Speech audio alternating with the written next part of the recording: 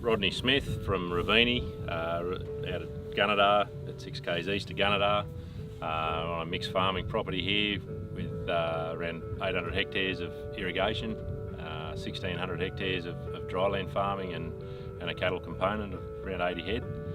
Last year, so end of 2016, we bought the 8310R in the obviously the row crop spec, and fitted it out with I-grade and obviously distance trip.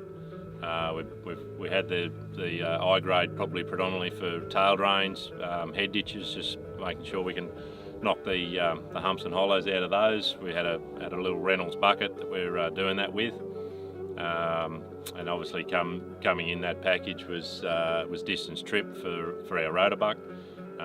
Obviously with the 800 hectares of irrigation, we use it quite frequently every year.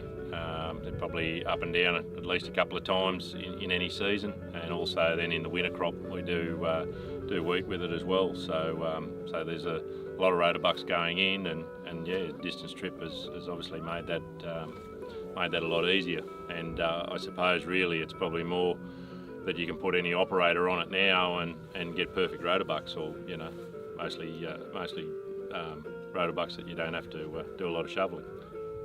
Yeah, so previously we've had, well, we were with red tractors and with the manual rotor bucking, and obviously one guy can do that, or could do it really well, and he got the job. But given now with distance trip on this John Deere, then we can share the love of rotor bucking around.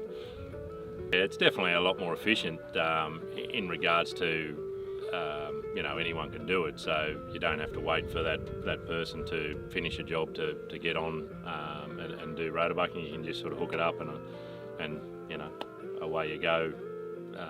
Put the data in that we've saved on most fields. Have got AB lines in them for head ditches, tail drains, and obviously AB lines for the field. And we've got all that data now on a one line. Yeah, that we just put that in and away we go. So it's definitely made it a lot easier to rotor buck, I suppose, and a lot more timely. Instead of waiting for obviously tractors and or the operator that used to do it. Works on point rows. Obviously straight rows, it's ideal for straight rows. Haven't had any issues on point rows, except for tiny little bends, but the manual around the bends and back into it once you're on your AB line. So.